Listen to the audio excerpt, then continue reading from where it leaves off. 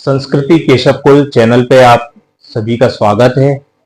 आज हमारे बीच में मौजूद हैं ओज के राष्ट्र के कवि श्री चंद्र प्रकाश गुप्त चंद्र जी के नाम से ये फेमस हैं। राष्ट्र स्वर के नाम से अपनी कविताएं लिखते हैं और हमारे बुंदेलखंड की माटी को बिलोंग करते हैं। वर्तमान में अहमदाबाद में रहते हैं। सौभाग्य से आज इनका हमारे चैनल पर आगमन हुआ। हम इनका स्वागत करते हैं। नमस्कार गुप्त जी। जी आप जैसा कि मालूम है कि आप ओज के कवि हैं। आपका जन्म जालौन जिले में कोच में हुआ और आपकी जो शिक्षा हुई, उच्च शिक्षा आपने ग्वालियर में प्राप्त करी और ग्वालियर में शिक्षा लेने के बाद आप वहां पे विश्व हिंदू परिषद से अखिल भारतीय विद्यार्थी परिषद, इसके आप कई पदों पर आप रहे और उसके बाद आप अहमदाबाद में आप शिफ्ट हो गए। तो आपकी ये यात्रा झांसी से अहमदाबाद तक जो चली, थोड़ा इसके बारे में आप हमें बताइए। जी, वही जैसा आपने बताया, प्रारंभिक शिक्षा मेरी कोच में ही हुई जी, इंटरमीडिएट तक। इसके बाद जो है स्नातक और परा स्नातक मैंने मध्य प्रदेश ग्वालियर से किया जी। फिर इसके बाद मैं मेडिकल लाइन में गया जी।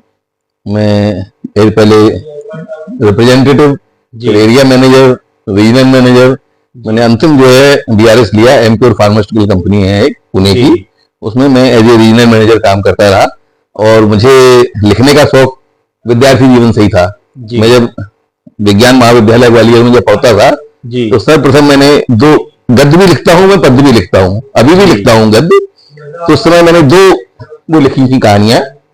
एक उस समय वामपंथियों का हमारे विद्यालय में बड़ा बढ़ता चला जा रहा था प्रसार जी। और उनका कार्य था कि वो अक्सर कर लोगों से वही ट्रक रोक करके चंदा इकट्ठा करना, अक्सर कर स्कूल बंद कराना। तो मैंने उस समय प्रथम मैंने जो लेख लिखा, जो मेरा छपा, वो था महाविद्यालयीन परिसरों में पनपता जहर जी।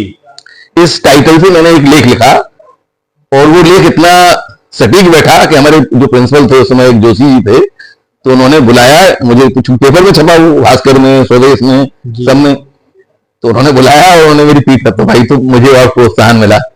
फिर मैंने एक सामाजिक उस पर लिखा जी। उस समय वो था पहचान, उसका ये टाइटल था पहचान। और उस पहचान में ये था कि हर व्यक्ति जो है एक दोराहे पर खड़ा हुआ होता है, उसका अतीत और भविष्य और वर्तमान वो स्वयं।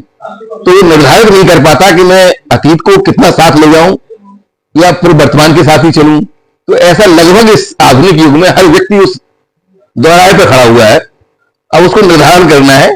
तो ये बस वहां से हमारी यात्रा साहित्य के क्षेत्र में बढ़ती चलेगी। फिर मैंने पद्य में लिखना शुरू किया।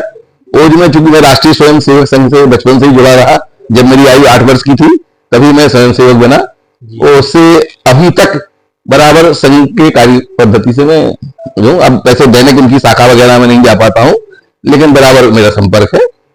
राष्ट्रीय स्वयं सेवक संघ से आप जुड़े रहे, आप अखिल भारतीय विद्यार्थी परिषद से जुड़े रहे, उसके अलावा आप विश्व हिंदू परिषद से भी जुड़ के आप सामाजिक कार्य में लिप्त रहे। आप मेडिसिन लाइन से थे, लेकिन साहित्य के क्षेत्र में जब आप आए, आपने गद्य में भी लिखा, पद्य में भी लिखा।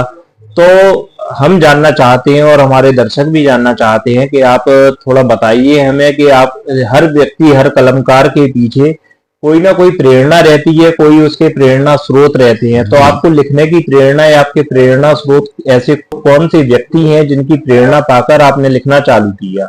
वो तो साहित्य के क्षेत्र में है रामधारी सिंह जी दिनकर जी। उन्हीं की कविताएं मैं पढ़ करके मुझे प्रेरणा हुई और मैं चूंकि राष्ट्रवादी था ही, राष्ट्रीय विचारों से उपयोग था, तो मुझे सबसे ज्यादा मैं उनका ही पसंद करता था साहित्य। और प्रथम मेरी जो कविता थी, मैंने उनकी ही कही हुई कविता कई स्टेजों पर कही पहले जी। तो मुझे उसमें भी ओ बाबर अकबर के बेटो सैयद शेख पठान हो रहे, झेलम तुम्हें पुकार रही, मौसम को पहचान हो रही जी। ये प्रथम जो है कविता में मंचों पर ये करता था। उसमें जब विद्यार्थी काल में जब कोई कार्यक्रम होगा करता था तो हमारे अध्यापक कहते थे, अरे वो आपको उसमें भाग लेना है, तो मैं ये कविता सुनाता था उस समय। तो फिर इसी से ये प्रेरणा मिली कि इसमें इसी उसमें जो है मुझे अपना खुद का साहित्य सृजन करना है। तो बस वो यात्रा चल पड़ी। जब भी समय मिलता रहा, उस कालखंड में जब मैं मेडिकल लाइन में भी रहा, तो भले ही वो हम उससे नहीं जुड़े थे, हम साहित्यिक वर्ग से, लेकिन मैं लिखने का कार्य जारी रहा जी। वो बस अभी भी है। अब वो आप सब बंधुओं से मैं जुड़ गया, तो वो जो है सार्वजनिक उस पर आ गया साहित्य के क्षेत्र में। आपकी कोई रचना जो उससे लिप्त हो, प्रेरणा, दर्शकों के लिए प्रेरणा का कार्य कर सके, कोई ऐसी रचना हमारे दर्शक सुनना वैसे चाहते हैं? तो बहुत सारी है, लगभग मैं लिखता ही ऐसी हूँ कि जो राष्ट्र के प्रति समर्पित हो, जिसमें भाव। कोई अभी एक वानगी आप? हाँ, वैसे मैं कभी आपको ये बात कहता हूँ कि मैंने अभी जो जब चाइना का और अपने भारत का वो कुछ विवाद चला जी, उसमें अपने जो है भारतीय सैनिक हताहत हुए, उन्होंने जो उन्होंने अपना शौर्य और पराक्रम का जो परिचय दिया जी, उस परिचय को मैंने चीन को चुनौती के रूप में वो बात कही। जी, जी, शिव के उत्तम शीर शिखर पर, हिम के उत्तम शीर शिखर पर डम डम डमरू बोल रहा है, हिम के उत्तम शीर शिखर पर डम डम डमरू बोल रहा है, अवधर महाकाल दसों दिशाओं में डोल रहा है, अवधर महाकाल दसों दिशाओं में डोल रहा है, क्रोधा नल से किसलय का अंचल डोल रहा है। उसकी भूमिका है कि भगवान शिव जब नाराज होते हैं तो क्या होता है, क्रोधा नल से किसलय का अंचल डोल रहा है जी, भूषण नाद निनाद पयोद बोल रहा है, भूकंपित होकर जगती को अभीष्ट बता रही है, भूकंपित होकर जगती को अभीष्ट बता रही है, प्रशांत शांत महापयोद को कंपन सता रही है। अरे समझ जाओ जग के धोखेबाज हत्यारो, प्रलय ना हो जाए कहीं, अरे समझ जाओ जग के धोखेबाज हत्यारो, प्रलय ना हो जाए कहीं। भारत की प्रकृति सृष्टि होकर कुपित बता रही है, भारत की प्रकृति सृष्टि होकर कुपित बता रही है। इनके उत्तम शीर शिखर पर डम डम डमरू बोल रहा है, अवधर महाकाल रौद्र रूपधर बम बम बोल रहा है। बहुत खूब। इसकी आगे की पंक्तियां थी थोड़ी, दो पंक्ति, उसके बाद आपको इशारा मिल जाएगा। फिर था कि भाई भगवान सिर्फ कह रहे हैं हमारे जवानों से, अरे ओ भारत के वीर जवानों, अरे ओ भारत के वीर जवानों, दुश्मन एक न जिंदा रहने पाए सबको मुर्दा कर दो, दुश्मन एक न जिंदा रहने पाए सबको मुर्दा कर दो, और दफन कफन से चीख उठे गोलियां इतनी भर दो, दफन कफन से चीख उठे गोलियां इतनी भर दो। तो फिर क्या होगा, तो हे आशुतोष इतना, तो वो कहता है वीर जवान, हे आशुतोष इतना अकिंचन दान मुझे तुम कर दो, हे आशुतोष इतना अकिंचन दान मुझे तुम कर दो, हमारे वीर शहीदों की आत्मा एक साथ मुझ में भर दो, हमारे वीर शहीदों की आत्मा एक साथ मुझ में भर दो। फिर लहू से हैं हम खड़क सजाते, सिर कट जाए घर से लड़ते रहते, लहू से हैं हम खड़क सजाते, सिर कट जाए घर से लड़ते रहते, तब हम भारत कहलाते। लंबी बहुत कविता। जी जी, आप कहें तो हमें नहीं, वानगी आपकी इसी में मालूम पड़ गया कि काफी उससे परिपूर्ण आपकी कविता, बहुत अच्छा आपने प्रस्तुत की। और आपसे जानना चाहते हैं कि आप ग्वालियर में जब इन सब संस्थाओं से जुड़े रहे, फिर आप फार्मास्यूटिकल लाइन से आप अहमदाबाद आप पहुंचे, तो अहमदाबाद फार्मास्यूटिकल लाइन में मैं लखनऊ और अपनी पूरा ईस्टर्न यूपी रहा। अच्छा, पूरा ईस्टर्न। हाँ, ये तो जब मैंने इससे बीआरएस ले लिया जी, इसके बाद मेरे बेटे दोनों बेले बच्चे ये दिल्ली में थे जी, तो मैं 3 साल दिल्ली रहा जी, फिर दिल्ली से ये लोग शिफ्ट हुए औरंगाबाद महाराष्ट्र जी, जो बड़ा बेटा जो जिसको बताया जो दैनिक भास्कर में, उसको उसी समय उसने भास्कर ज्वाइन किया था जी, तो मैं वहां गया क्योंकि बीआरएस ले चुका था, खाली था जी, तो यही सर्जन करता रहता था जी। फिर इसके बाद वो 13 में जो है अहमदाबाद पहुंचा। अच्छा। तो बस फिर तब से वो बराबर अहमदाबाद। तो अहमदाबाद में भी आप शांत नहीं बैठे? नहीं वहां जाने के बाद आपने कई साहित्यिक मंच सुशोभित किए अपनी कविताओं से, और कई संस्थाओं से आप जुड़े, सामाजिक संस्था, सांस्कृतिक संस्थाओं से आप जुड़े हुए हैं। तो ऐसी कौन सी संस्थाएं हैं और किस पद पर हैं, थोड़ा आप हमारे दर्शक जानना चाहते हैं? वो तो खैर ऐसी एक दो के बारे में जो मौके का आपको। वैसे सामाजिक क्षेत्र के लिए देखा जाए तो मैं जो है एक संभ्रांत समाज से जुड़ा हूँ। ये विश्व स्तर की संस्था है ये जी, ये जबलपुर के हैं त्रिपाठी जी, वो इसको विश्व स्तर पर चलाते हैं कि कैसे भारत जो है फिर जो विश्व गुरु था वो कैसे बने, ऐसे इसलिए हम ऐसे अपने संभ्रांत समाज को बनाए, संभ्रांत बने लोग, तो वो हम धीरे धीरे उसका उपाय करते हैं। तो वो हम सामाजिक तौर से उनसे जुड़े हुए हैं। और साहित्यिक क्षेत्र की तो बहुत सारी संस्थाएं हैं जी, अब उनका वैसे याद मौके की याद भी नहीं है नाम, कई पदों पर, कई यहाँ पदों पे हैं कुछ है, और खुद मैंने अपना भी बनाया मंच जी, राष्ट्र के नाम से साहित्यिक मंच भी है। अच्छा, तो जिसके माध्यम से मैं कार्यक्रम करता रहा, ऑनलाइन करता रहा।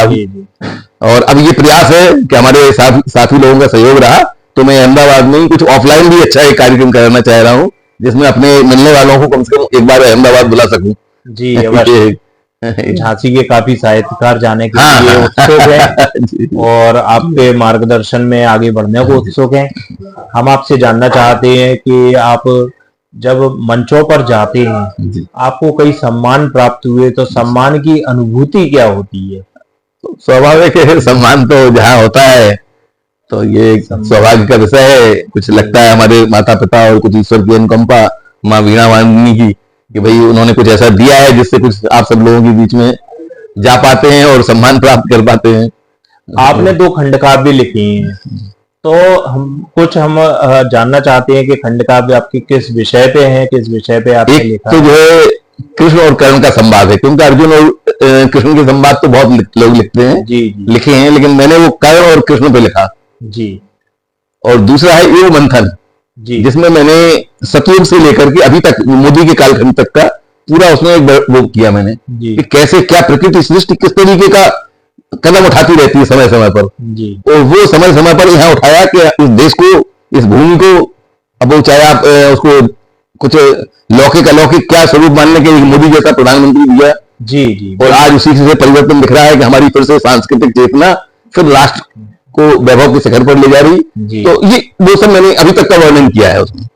एक व्यक्ति की चेतना राष्ट्र चेतना बन चुकी है, ये कहना चाह रहे हैं। जी जी जी। अब हम आपसे हमारे बीच में दर्शकों को हम बता दें कि संस्कृति केशव कुल चैनल पर अहमदाबाद से हमारे बीच में पधारे हुए हैं श्री चंद्र प्रकाश गुप्त चंद्र जी। राष्ट्र स्वर के नाम से ये कविताएं लिखते हैं। इनकी अपनी संस्था राष्ट्र स्वर के नाम से है। अहमदाबाद ही नहीं, झांसी में भी कई मंचों को सुशोभित कर चुके हैं। तो आप कोई ऐसी अपनी कविता सुना सकें तो बहुत दर्शक हमारे जी जी जरूर मैं सुना सकता हूँ। तो समय ऐसा है और बिना उसके मैं रह भी नहीं पा रहा हूँ कि वो बिना सुनाए, क्योंकि इस समय जो समय चल रहा है वो प्रभु श्री राम को समर्पित है। अरे और उनके लिए कोई भी कितना भी कह दिया जाए वो तो मतलब कहना चाहिए हम शब्द नहीं है, राममय पूरा वातावरण। तो बस वो मैं जो है सुनाना चाह रहा हूँ कि भाई राम का, और राम की बात राष्ट्र। हाँ, तो राम तो हमारे प्रभु पधार चुके हैं। हाँ, अब उनका ही हम वो लेकर के राष्ट्र का सृजन कैसे कर सकें, राष्ट्र को कैसे वैभव शिखर पर ले जा सके, ये मैंने लोगों से थोड़ा सा अपनी तरफ से उनसे ये वो की है, उसको मैं आपके साथ शेयर करना चाहूंगा। जी जी अवश्य। पहले तो थोड़ा सा 2-3 लाइन लिखी हुई है कि हमारी भक्ति शक्ति श्रद्धा साधना से प्रभु श्री राम का पुनः राघव रूप में भारत में सौभाग्यमय हो चुका है जी। अब अपनी लौकिक अलौकिक दिव्य सात्विक साधना से राघव के इस राष्ट्र को वैभव शिखर पर आरूढ़ करने के लिए हमें संकल्पित होना होगा जी।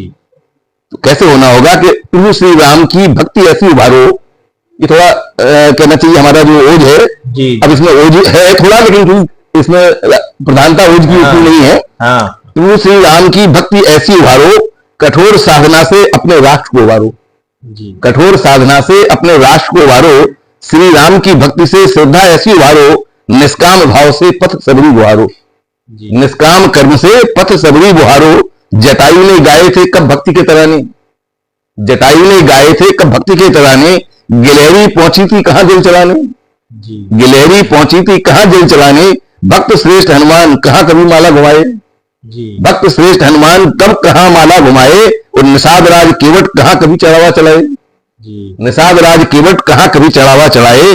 चरित्र की पावनता से अपनी प्रतिभा निखारो, चरित्र की पावनता से अपनी प्रतिभा निखारो, कठोर साधना से अपने राष्ट्र को उभारो, कठोर साधना से अपने राष्ट्र को उभारो। श्री राम की भक्ति ऐसी उभारो, श्री राम की भक्ति ऐसी उभारो, निद्रा त्यागी लक्ष्मण ने तब शक्ति असीम पाई, कि भाई ये करना पड़ता है कुछ। निद्रा त्यागी लक्ष्मण ने तब शक्ति असीम पाई, उस शासक बने भरत को कभी आसक्ति छू ना पाई, शासक बने भरत को कभी आसक्ति छू ना पाई। यदि भक्त अपने को माना तो कर्म श्रेष्ठ करना, यदि भक्त अपने को माना तो कर्म श्रेष्ठ करना, और श्री राम कार्य करने कभी अन्याय से न डरना, कभी श्री राम कार्य करने अन्याय से न डरना। युग धर्म निभाने अपने में प्रज्ञा उभारो, युग धर्म निभाने अपने में प्रज्ञा उभारो, कठोर साधना से अपने राष्ट्र को उभारो, श्री राम की भक्ति ऐसी उभारो, श्री राम की भक्ति ऐसी उभारो। जय हिंद, वंदे मातरम, भारत माता की जय। तो ये था राष्ट्र से राम, राम से राष्ट्र की ओर। भगवान राम का इस समय पूरा मंदिर की स्थापना हो चुकी है, मंदिर में भगवान विराज चुके हैं। और जो आपने कविता लिखी है तो वास्तव में संदेश जो आप हमारे दर्शकों को देना चाहते हैं कि राम राज्य की अब स्थापना लगभग हो चुकी है, वो उस कर्तव्य मार्ग पे हम लोगों को चलना है, ऐसा प्रतीत हो सारी दुनिया से उनके बताए हुए मार्ग को अनुसरण करना है। जी, अनुसरण हमें। तो बहुत खूब, आपने बहुत अच्छा हमारे दर्शकों को मैसेज दिया, जनता के सामने संदेश बहुत अच्छा गया। हम आपसे जानना चाहते हैं कि आपने ऑनलाइन, जब कोरोना टाइम आया, काफी आपने ऑनलाइन अपने कार्यक्रम चलाए, काफी सम्मेलन चलाए, तो ऑनलाइन जो आपने कभी गोष्ठियां करी या कभी सम्मेलन करे या आपने कवियों को जाना, उनके विचारों को जाना, उनकी कविताओं को जाना, ऑनलाइन और ऑफलाइन में आप कहाँ अंतर कर पाते हैं? अंतर तो वही, हमारी साहित्य की तो सृजन तो वही है जी, बस उसमें अंतर ये है कि उसमें हम ज्यादा लोगों तक पहुंचते हैं ऑफलाइन में जी, और ऑनलाइन में एक निश्चित वही जो हम B2B कहा जाता है उसको, कि हम अपने ही लोगों से अपना संवाद करते हैं और उसमें हम अपने संवाद को उन तक पहुंचाते हैं जहां तक हम नहीं पहुंच पाते। सही बात। तो अपना प्रचार प्रसार करने के लिए, अपनी बात को रखने के लिए हमें एक बड़ा प्लेटफॉर्म मिलता है ऑफलाइन पे। बस ये अंतर है, बकाया तो सृजन तो दोनों ही में, चाहे वो ऑफलाइन है जो आप करते हैं वही प्रस्तुत करते हैं। नहीं, आपने ओज पर काफी कविताएं लिखी हैं, आपने राष्ट्रभक्ति पर काफी लिखी हैं, लेकिन आज बहुत कम लोग हैं, जैसे ओज की हम बात करें, पुराने समय में रामधारी सिंह दिनकर और काफी कवि हुआ करते थे कि जिन्हें देखकर सभी लोग प्रायः इस पीढ़ी के बड़े हुए हैं, उनकी कविताएं सुनकर बड़े हुए हैं। लेकिन आज जो समाज, कहीं ना कहीं आपको लग रहा है कि इसमें कमी आ रही है, कैसे, क्या आपका विचार है इस बारे में? कमी तो चरित्र की है और वो काफी लंबे कालखंड से है जी, जब से, चूंकि हमने गुलामी की मानसिकता अपने में पाल ली और अपना स्व भूल गए हम अपना जी, और हमारे आने वाले शासकों ने, जो हम स्वतंत्र आजाद भी हो गए, इसके बाद उन्होंने स्व की हमें जो है प्रेरणा नहीं दी जी, बस उन्होंने बल्कि इसी की दी है कि नहीं, वो आपको हर कीमत पर आपको बस ऐसे ही मिलकर के चलना है और दब के चलना है। तो जो नहीं तो वैसे जो हमारी हिंदुत्व की जो शक्ति है, सनातन की जो शक्ति है, ये समस्त विश्व को जो है काया पलट कर सकती है। सही। और ये वैज्ञानिक दृष्टि से है, क्योंकि हमारे जो वेद और जो वो है वो कोई किसी की कही हुई बातें नहीं है, वो स्वयं परमपिता परमेश्वर ने जो अपने उससे जो कहा है वो चीजें हैं। तो वो पूर्णतः वैज्ञानिक है। वो विज्ञान इसका एक छोटा सा अंश हो सकता है, वो और बृहत है, बहुत आध्यात्म, बहुत बड़ी वस्तु है। लेकिन चूंकि हमारे आजाद होने के बाद जो हमारे शासकों ने उस तरफ तवज्जो न देके केवल एक भौतिक विकास की तरफ जो दिया, उसकी वजह से भौतिक विकास तो हुआ, जो कुछ हुआ थोड़ा, लेकिन चारित्रिक पतन हुआ जी। तो चारित्रिक उत्थान करने के लिए जरूरी है कि हम अपने आध्यात्म, अपनी धार्मिक सनातन संस्कृति को ऊपर लाना और फिर बकाया तो हम किसी से हम बैर नहीं है कि हम कभी कोई हिंदू अपनी तलवार लेके किसी दूसरे देश में नहीं गया अपना वो करने के लिए जी।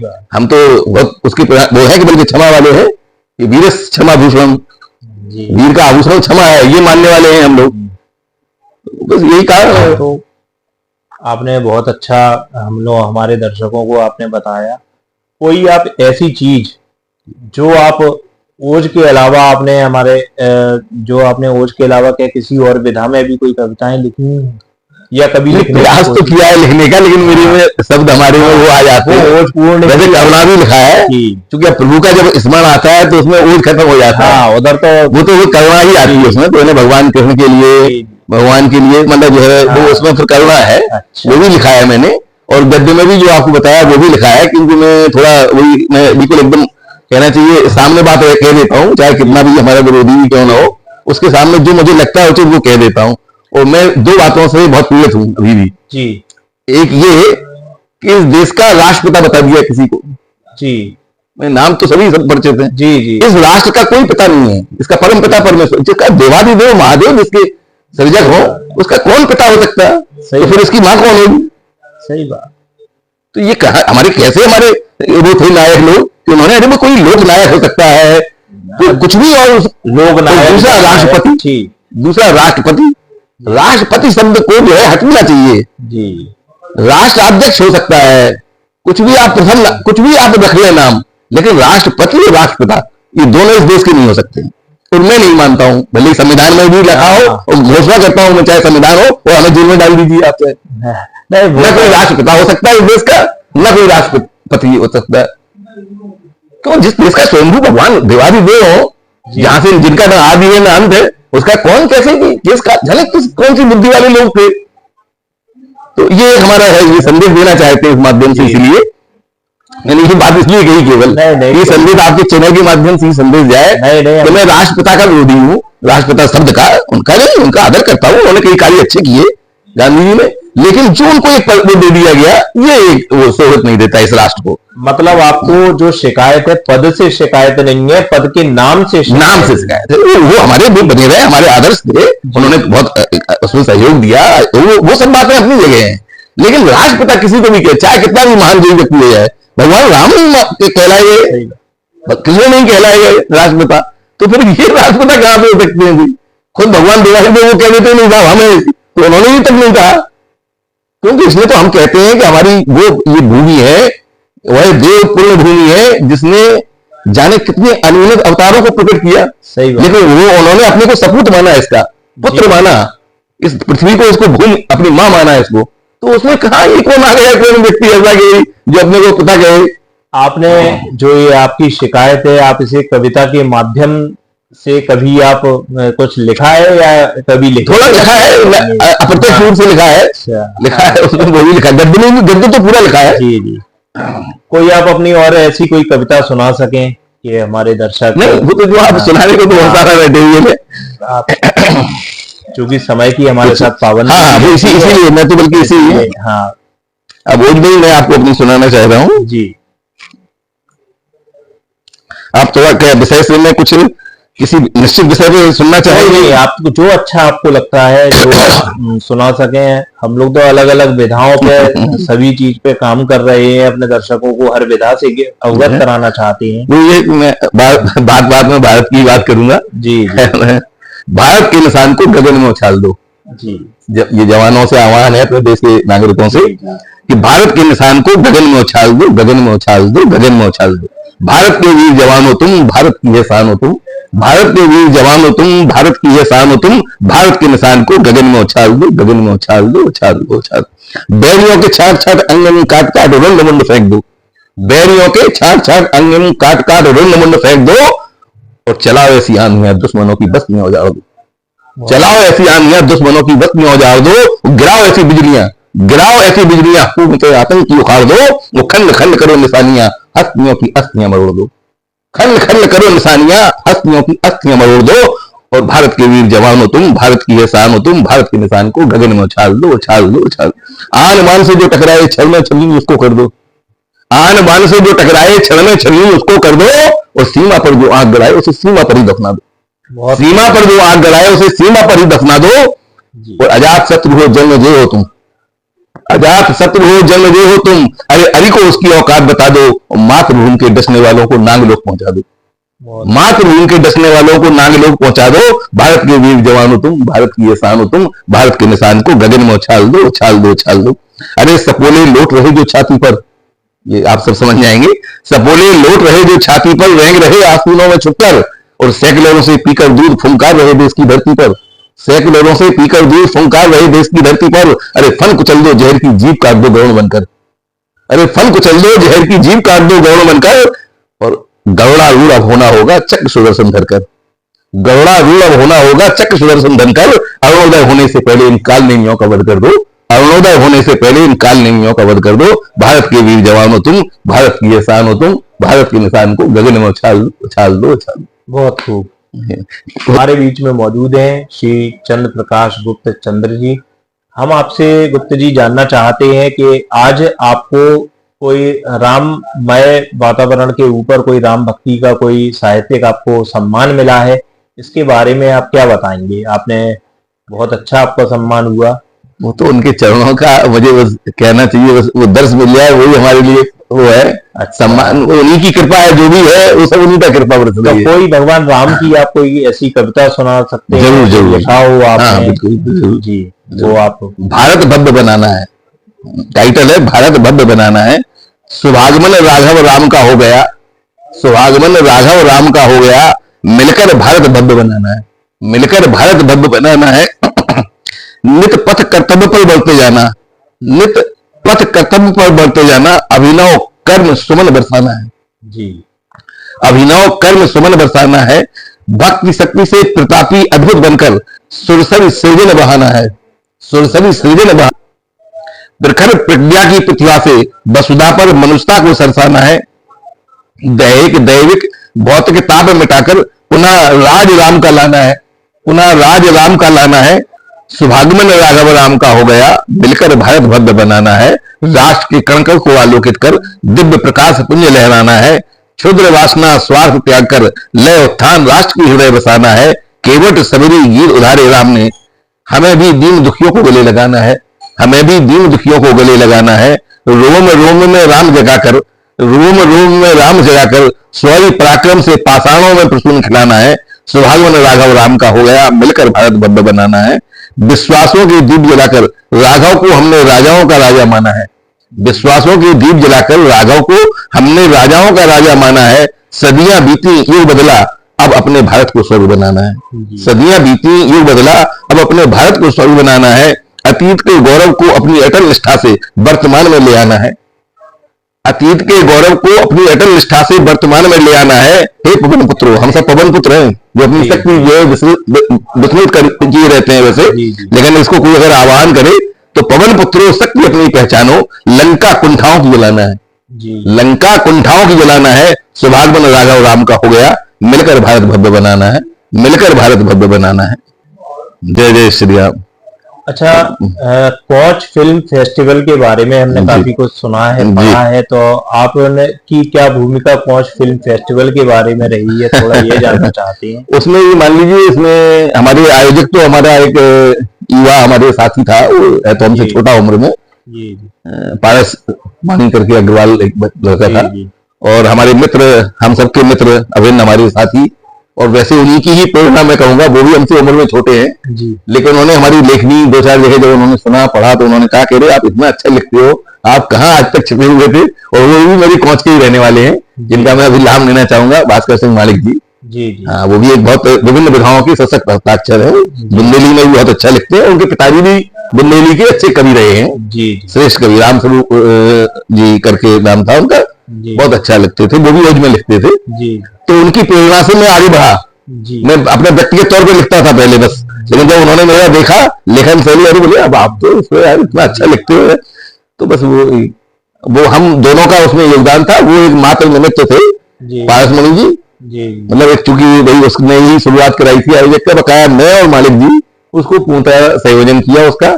कैसे, चूंकि हम लोग काफी अपने साहित्यकार वर्ग से जुड़े हुए थे, तो किरण से काफी लगभग जो है हम लोगों ने उसमें 1300 कवियों का जी वो कराया, और वो लगभग काफी चला, 3 महीने से ज्यादा चला वो। अरे बहुत जी। प्रतिदिन होता था, प्रतिदिन एक दिन में 3 शिफ्ट होती थी। अरे वाह बहुत अच्छा, काफी जानकारियां आपसे हासिल हुई। आप कुछ और हमारे दर्शकों को सुनाना चाहेंगे? जी जी अवश्य। इतिहास हमारी आंखों में, ये अपने भारत का जो इतिहास है उसके बारे में, तो उमड़ घुमड़ रहा है भारत का इतिहास हमारी आंखों में। उमड़ घुमड़ रहा है भारत का इतिहास हमारी आंखों में, वो वेद रहा है खंडित मंडित भारत का भूगोल हमारी आंखों में। वेद रहा है खंडित मंडित भारत का भूगोल हमारी आंखों में। तो उनका बड़ा अखंड था भारत जी जी, बहुत परसिया कहाँ तक फैला हुआ था। ये सब में हमारे ये सब अपने हिस्से, जम्बू द्वीप के हिस्से थे, और हम लोग आज भी कहते हैं जम्बू द्वीप भारत खंडे, तो ये वो हमारा देश है ये। तो जब तक दुश्मन से छीन न लूं अपना प्यारा कश्मीर शेष जी, जब तक दुश्मन से छीन न लूं अपना प्यारा कश्मीर शेष, तब तक पल पल रचता रहूंगा प्रलयंकारी तांडव अनिमेष। तब तक पल पल रचता रहूंगा प्रलयंकारी तांडव अनिमेष। थोड़ी लाइन है अपने वैभव की, कि था गौरवशाली इतिहास हमारा, था गौरवशाली वैभवशाली इतिहास हमारा, परसिया गांधार तक फहराता था ध्वज हमारा। हमारे प्रमाद ने ही हमें किया नकारा जी, हमारे प्रमाद ने ही हमें किया नकारा, है अपने ही शकुनी जयचंदों से भारत हारा, है अपने ही शकुनी जयचंदों से भारत हारा। पर अब क्या करना है कि अब हृदयों में साहस संचय रखना जी, अब हृदयों में साहस संचय रखना, अब हृदयों में साहस संचय रखना, युग करता यही पुकार, और भूल न जाना अपना पौरुष। अब भूल न जाना अपना पौरुष, जाना न कभी अनय से हार।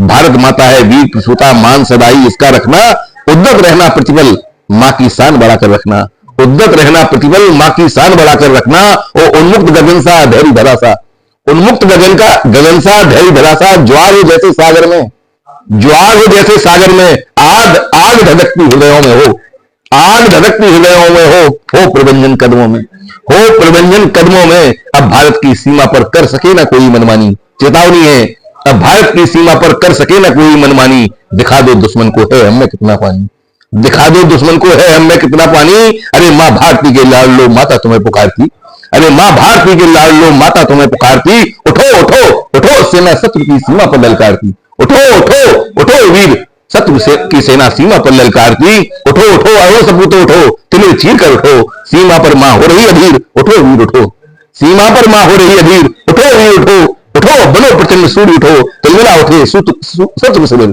तिलमिला उठे शत्रु शिविर। दिग्ध गंध शहर उठे कांप उठे शिखर शिखर, दिग्ध गंध शहर उठे कांप उठे शिखर शिखर। उठो वीर उठो शत्रु की सेना जाए बिखर बिखर, उठो वीर उठो शत्रु की सेना जाए बिखर बिखर। और दुश्मन की रुंड मुंड रक्त से, दुश्मन के रुंड मुंड रक्त से ओज तुम्हारा ओज जाए निखर निखर। करो सदा अचूक वार शत्रु को का लो सर उतार, करो सदा अचूक वार शत्रु का लो सर उतार। उठो वीर उठो, उठो करो अमोघ वज्र सा प्रहार, उठो उठो वीर उठो करो अमोघ वज्र सा प्रहार। सारे बीऊ दो तुम तोड़ तोड़, सारे बीऊ दो तुम तोड़ रक्त गुलाल सा ओढ़ ओढ़, सारे बीऊ दो तुम तोड़ तोड़ रक्त गुलाल सा ओढ़ ओढ़। और स्वर्ग की कहानियां गढ़ो गढ़ो, अवरोध लांघ बड़ो बड़ो, अवरोध लांघ बड़ो बड़ो। और शत्रु विनाश के लिए लड़ो लड़ो, शिखर शीर्ष तुम चढ़ो चढ़ो, शत्रु विनाश के लिए लड़ो लड़ो, शिखर शीर्ष तुम चढ़ो चढ़ो। उठो उठो माँ भारती पुकारती, उठो भी उठो सेना शत्रु की सीमा पर ललकारती, उठो भी उठो सेना शत्रु की सीमा पर ललकारती। भारत की धड़कती धड़कनों को उल्लास दो, भारत की धड़कती धड़कनों को उल्लास दो।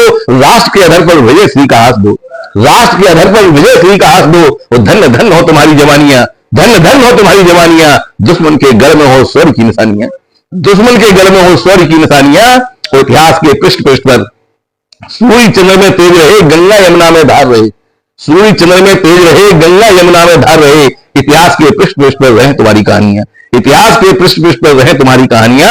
अरे सिंह हो कि सिंह से दहाड़ते रहो, अरे सिंह हो कि सिंह से दहाड़ते रहो। सौरी सपूत हो शत्रु वक्ष फाड़ते रहो, सौरी सपूत हो शत्रु वक्ष फाड़ते रहो। शत्रु सदा तुमसे आंख चुराए कभी सीमा पर नजर न आए। अद्भुत अलौकिक बलिदानों की लहर सजा दो, अद्भुत अलौकिक बलिदानों की लहर सजा दो। और एलओसी पर दीवार अवैध बना दो।